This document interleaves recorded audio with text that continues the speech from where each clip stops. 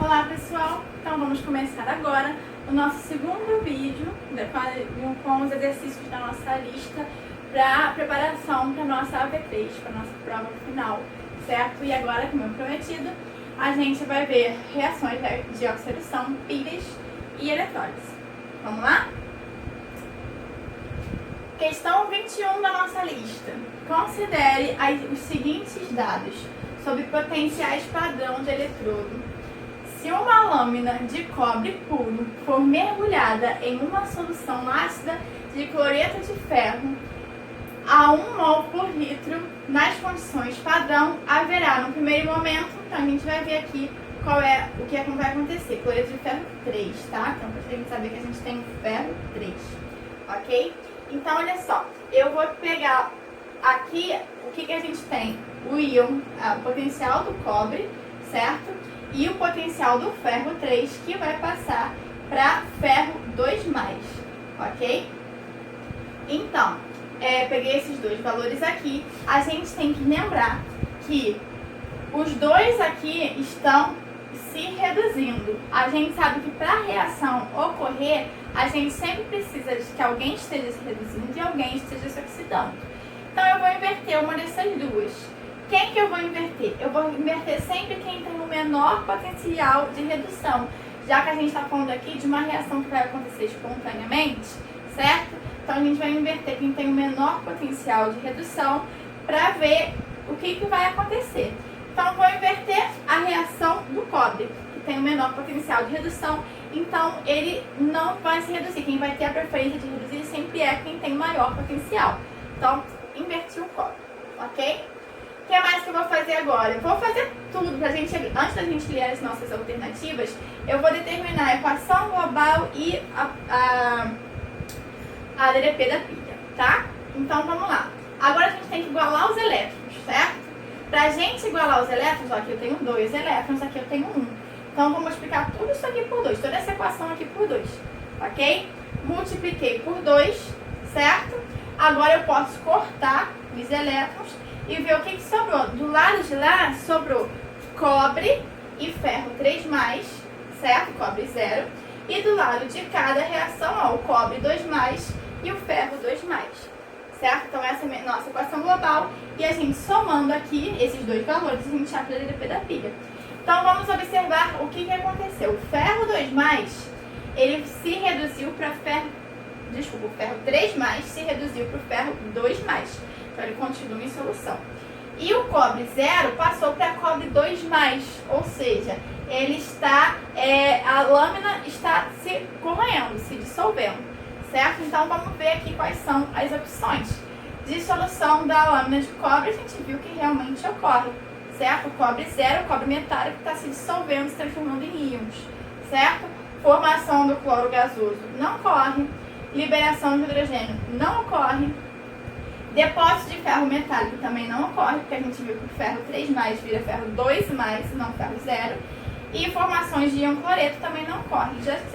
Já existia, na verdade, né? Já que a gente tinha cloreto de ferro, então não se formou, já existia. Então a letra A é a resposta correta, dissolução do cobre da lâmina, ok? Questão 25. Nas equações a seguir, escreva no espaço apropriado a soma dos itens corretos, dados potenciais a seguir. Então, a gente vai analisar uma afirmativa de cada vez, ok? Então, afirmativa 1, vamos lá.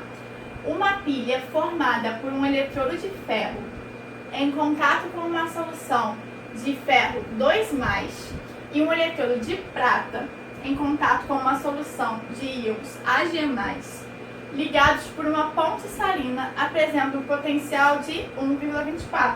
Então, esses dados aqui são os dados que eu peguei da tabela, tá? Da tabela anterior, ó. Dessa tabela aqui. Como a gente está falando só de ferro 2+ e prata, eu peguei só esses dois valores. E vamos ver o que vai acontecer quando essas duas espécies reagirem, ok? Então, novamente aqui, ó, eu tenho potencial de redução. Os dois estão se reduzindo. Tenho que inverter alguém. Vou inverter sempre quem tem o menor potencial de redução, já que ele vai ter mais dificuldade de se reduzir. Então, vou inverter o ferro. ok? Quando eu inverto o ferro, eu inverto aqui o sinal também, não podemos esquecer, certo? Então, nós temos a prata e o ferro aqui. E a gente tem que igualar esse número de elétrons. Então, eu vou multiplicar aqui em cima tudo por 2 para igualar os 2 elétrons. Então, multipliquei por 2 e agora eu vou cortar os elétrons e vou ver o que sobrou. Ó, do lado de lá, sobrou a prata, a G+, e o ferro, certo? E do lado de cá, a G0 e ferro 2+. Mas ele quer saber mesmo qual é o potencial da pilha. Então, depois que eu faço isso, é só somar esses dois valores e deu 1,24. Então, a primeira afirmativa é correta.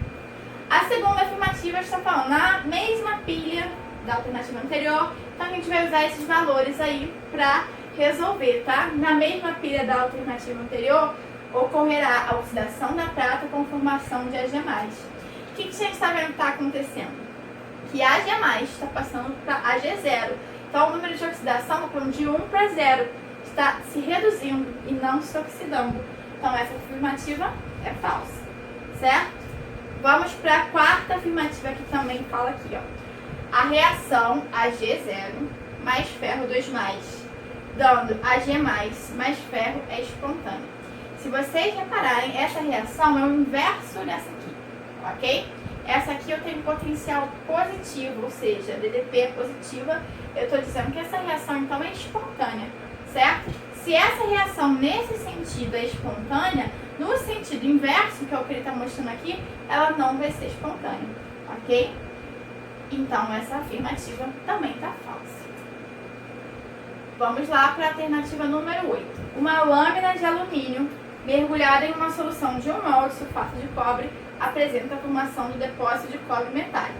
Então, a gente está falando de alumínio e cobre. Então, eu vou pegar só os valores para alumínio e cobre. Vamos ver o que acontece para essa reação ser espontânea? Então, eu vou ter que... Tá, aqui eu tenho potencial de redução dos dois. Vou inverter o menor, que é o alumínio, certo? Então, eu vou ficar com essa equação aqui, ok? Invertendo o sinal aqui da DDP. O que eu vou fazer agora? Igualar os elétrons, né? Se eu tenho 2 elétrons aqui, 3 aqui, para eu igualar, eu vou multiplicar essa reação por 3 e essa por 2, que aí eu igualo os 6 elétrons, certo? Mantendo os valores aqui de potencial, ok? Então, corto os elétrons, o que vai me sobrar? Do lado de lá, 3 cobre 2+ e 2 alumínios. Do lado de cá, 3 cobre zeros e 2 alumínios 3+. E a DDP, somando esses dois valores, é 2,10, ok? O que ele está dizendo? Ó, primeiro, vamos observar, a gente está vendo que o alumínio, que é alumínio zero, alumínio metálico, está passando para alumínio 3+, ou seja, ele está se dissolvendo, está virando íons indo para a solução. E o cobre, que era o cobre 2+, que estava na solução, está virando cobre zero, ou seja, os íons eles estão caminhando para a lâmina e se transformando em cobre metálico, certo? Então vamos lá, uma lâmina de alumínio mergulhada em uma solução de sulfato de cobre apresentará a formação de um depósito de cobre metálico. Sim, ó, a gente está vendo a formação do cobre metálico. Então essa afirmativa é verdadeira, ok? E por último, o alumínio é um redutor mais forte do que o ferro. Alumínio, ferro, certo? O alumínio tem um potencial de redução baixo, mais baixo do que o do ferro, certo?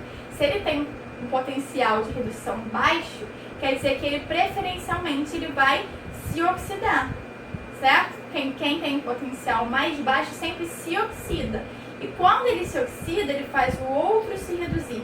Se ele está fazendo o outro se reduzir, quer dizer que ele é um bom agente redutor. Ele tem um bom potencial redutor, certo? Ele não tem um bom potencial de redução, mas ele tem um bom potencial redutor. O que é isso? Se ele não tem um bom potencial de redução, um potencial de redução baixo, quer dizer que ele não se reduz bem. Mas se ele não se reduz bem, ele faz alguém se reduzir. Se ele faz alguém se reduzir, se ele é um agente redutor, ele tem um bom potencial redutor, ok? Então, o alumínio é um redutor mais forte. Sim, verdadeira também. Então, somando 1 mais 8 mais 16, 25. É o valor da nossa soma das alternativas corretas. Vamos para a questão 26 agora. Na pilha de Daniel, barras de cobre e zinco se encontram mergulhadas em soluções de sulfato de cobre 2 e sulfato de zinco, respectivamente. As duas soluções estão separadas por uma parede porosa. Sabendo que os potenciais padrão de redução são esses aqui, ele quer que a gente escreva as reações espontâneas que ocorrem na pilha de Daniel. Então, olha só, a gente tem dois potenciais de redução. Quem que a gente vai inverter?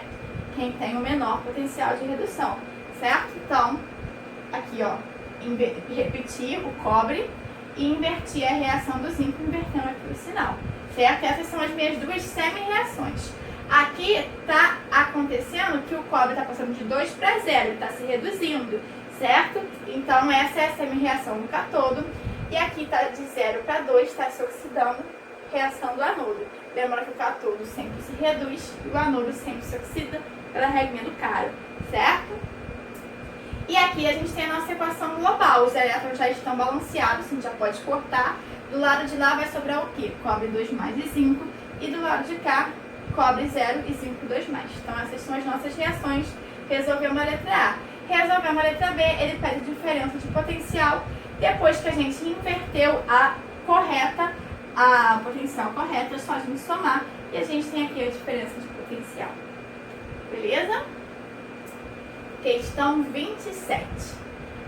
Com relação à eletrólise ígnea do fluoreto de sódio, NaF, indique a semi-reação de redução, letra A. Então, a semi-reação de redução, a gente tem que pegar alguém que o número de oxidação vai diminuir, certo? Esse alguém vai ser o sódio, porque o flúor já tem... Ó, o sódio aqui é mais 1, flúor menos 1. Flúor não tem como diminuir. O NOx dele pode ser 0 ou menos 1, certo? Então, ó, o sódio é quem vai se reduzir, ganhando um elétron. Vai passar de sódio mais para sódio 0. Então, aqui nós temos a letra A.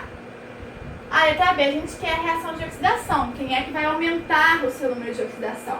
Do mesmo jeito, ó, sódio mais 1, ele não tem como aumentar, né? Então, quem tem que aumentar é o flúor. E a minha reação, lembrando que o flúor, ele é um ametal, ele precisa se ligar para alguém e ele vai se ligar a outro átomo igual a ele. Então, vai formar o F2. Então, quer dizer que eu preciso de 2 flúor para formar o F2. Cada flúor vai perder um elétron, certo? Aqui o flúor está com carga 0, de menos 1 para 0, ok? Então, ele está se oxidando, porque o número de oxidação está aumentando. Ele quer agora a reação global. Para a gente ter a reação global, a gente tem que primeiro igualar os elétrons. Então, vamos multiplicar aqui tudo por 2, certo? E ficou meio 2 sódios mais 2 elétrons, dando 2 sódios metálicos, certo? Esqueci de tirar uma animação. E quando a gente cortar esses elétrons com esses elétrons, o que vai sobrar? 2 NaF, que vai dar 2 sódios mais o flúor 2. Essa é a minha reação global, certo? Agora, substância produzida no cátodo, substância produzida no anodo. A gente sabe que o cátodo se reduz. Redução está aqui, então o cátodo se reduz. Quem está sendo produzido no cátodo é o sódio metálico. E a gente sabe que o anodo se oxida. Quem está se oxidando é o flúor, certo? Então, quem está sendo produzido no anodo é o gás flúor, ok? Então, letra E, gás flúor, ok? Questão 28. Vou bem devagarzinho agora, porque é uma das coisas que os alunos costumam ter mais dificuldade. Vamos lá. Pode até respirar para ir mais devagar. Ele quer saber os coeficientes dessa equação aqui quando balanceada. Então, eu vou pegar essa equaçãozinha aqui, vou repetir aqui embaixo que tem mais espaço. E a gente tem que calcular, para começar, a gente tem que calcular o NOx de cada elemento. Porque a gente já sabe que o manganês tem NOx mais 2, ele já está dando pra gente. O oxigênio a gente sabe que é menos 2. Vamos calcular do bismuto. Como é que a gente vai fazer? Bismuto a gente não sabe, a gente vai chamar de X. Então, carga do bismuto mais 3 oxigênios vezes a carga do oxigênio é igual a menos 1, não igual a 0, porque a gente vê que isso aqui é um ânion. Com carga menos 1, então a gente tem que igualar a menos 1. Resolvendo aí, a gente vai achar que X é igual a mais 5. Então, a carga do bismuto é a mais 5. Carga do hidrogênio já está dando mais 1. Vamos calcular aqui do manganês, que eu também vou chamar de X. Então, vai ficar carga do manganês mais 4 oxigênios vezes a carga do oxigênio é igual a menos 1 também. Vou achar que X é igual a mais 7, então aqui a carga do manganês é mais 7. Aqui ele já está dando bismuto e hidrogênio, a gente sabe que mais um, oxigênio menos 2. Então a gente vê quem está mudando aí, ó. O manganês está passando de 2 para 5, está se oxidando. E o bismuto está se reduzindo de 5 para mais 3. Ok? Beleza. O que eu vou fazer agora? Eu vou ver o número de elétrons perdidos e ganhos por cada elemento. Então, o bismuto, para ir de 5 para 3, quer dizer que ele está ganhando 2 elétrons, certo? E o manganês, de 2 para 7, quer dizer que ele está perdendo 5 elétrons. O que a gente faz agora? Esses 5 elétrons do manganês, a gente tem que dar para o bismuto. E esses 2 elétrons do bismuto, a gente vai dar para o manganês, ok? Então, vou repetir aqui a equação, tá? Para a gente ter mais espaço. E vamos agora dar estes elétrons. Então, ó, os 5 elétrons do manganês eu dei para o bismuto. Tanto faz, nesse caso, eu botar aqui ou aqui, porque eles têm o mesmo índice. Eu tenho um bismuto aqui, um bismuto aqui, certo? E os 2 elétrons do bismuto eu vou dar para o manganês. Também tem o mesmo índice aqui dos dois lados, botei aqui. Agora, eu vou fazer o meu balanceamento por tentativa, certo? Primeiro pelos metais. Manganês, se aqui eu tenho 2, aqui eu tenho que ter 2 também. Então, vou multiplicar aqui por 2. Agora, vamos para o bismuto. Se aqui eu tenho 5, aqui eu tenho 5 também. Então, vou multiplicar aqui o bismuto. Por que eu escolhi botar primeiro aqui, certo? E depois aqui? Porque esse bismuto, como ele tem um elemento sozinho, ele fica muito fácil de balancear de acordo com o que está lá. Então, a gente não vai cometer erro nenhum, ok? E mesma coisa com o manganês. Agora, a gente vai balancear os oxigênios. Aqui eu tenho, ó, 5 vezes 3, 15, certo? Aqui eu tenho 2 vezes 4, 8. Para 15, tá faltando quanto?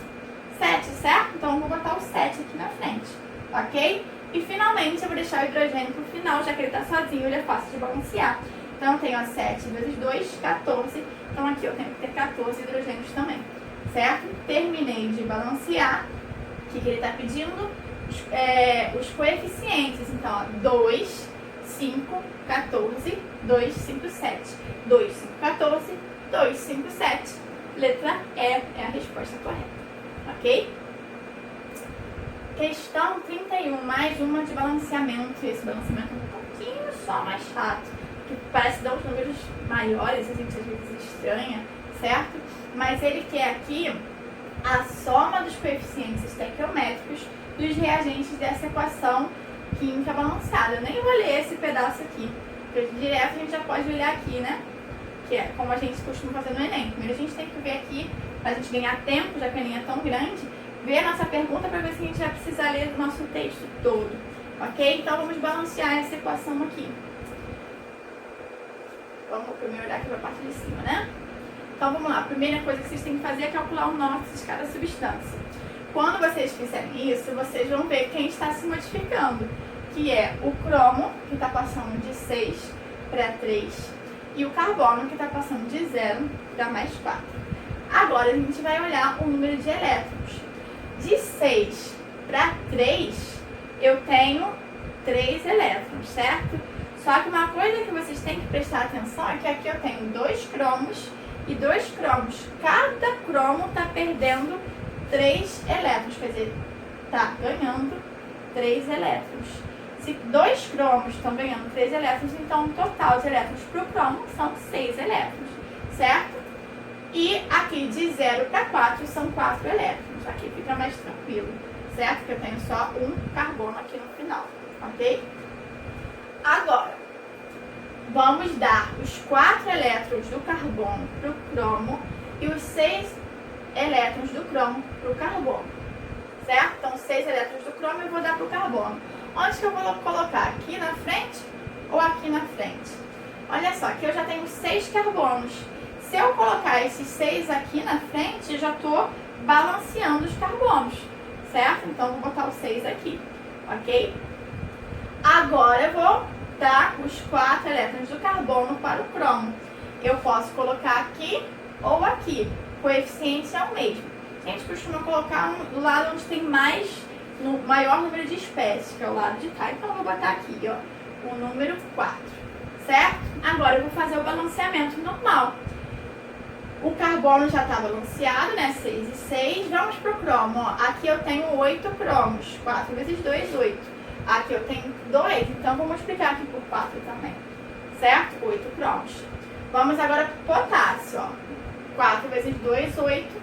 Vou multiplicar aqui por 4 também. 4 vezes 2, 8. Ok? Então já foram todos os nossos metais. Agora vamos para os nossos ametais, que no caso aqui é um enxofre. Aqui eu tenho 1, né? Aqui eu tenho, olha só, 3 enxofres vezes 4, 12. E aqui eu tenho 4 enxofres, 12. Mais 4, 16. Então aqui na frente eu vou multiplicar por 16, ok? Agora a gente vai balancear os hidrogênios. 16 vezes 2, 32, certo? Então, que número... Ah, não, tem aqui, ó, mais 12, 32, mais 12, 32, 42, 44, certo? Então, que número que eu tenho que colocar aqui na frente para dar 44? É o 22, certo? 22 vezes 2, 44. E quando a gente fizer isso, a gente vai ver que os oxigênios já estão todos balanceados. Vocês podem conferir aí, certo? Então, essa é a nossa equação balanceada que eu vou repetir lá para a gente observar aqui, ó. Ele quer a soma dos coeficientes estequiométricos dos reagentes. Somente dos reagentes. Quem são meus reagentes? São esses aqui, certo? Então, 16 mais 1, 17. 17 mais 4, 21. Então, letra C, nossa resposta correta, certo? E a nossa última questãozinha. Considere a pilha representada abaixo e assinale a afirmativa falsa, tá? Então, sempre que eu tenho essa representaçãozinha aqui, ó, vocês vão ver, ó, eu tenho cobre 0 dando um cobre 2+. Tá mostrando aqui a nossa oxidação. Então, a gente tem sempre o primeiro anodo, certo? E aqui o ferro 3 passando para ferro 2.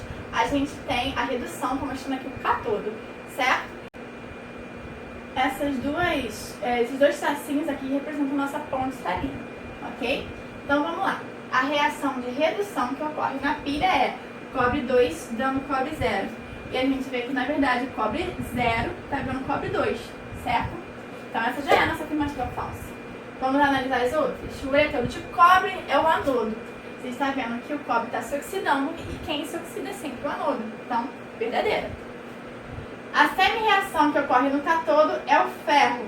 Então, ó, ferro se reduzindo, cátodo sempre ocorre a redução. Então, também está verdadeira.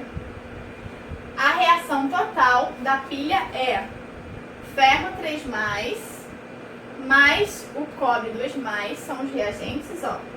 Aqui essa aqui tá errada, então eu nem posso usar. Os meus reagentes são cobre e ferro 3+, e os meus produtos são o cobre 2+, e o ferro 2+, como ele está mostrando aqui. Então também está verdadeira. E os elétrons migram do eletrodo de cobre para o eletrodo de platina. Aqui a gente tem a platina como eletrodo, né? O ferro está só em solução.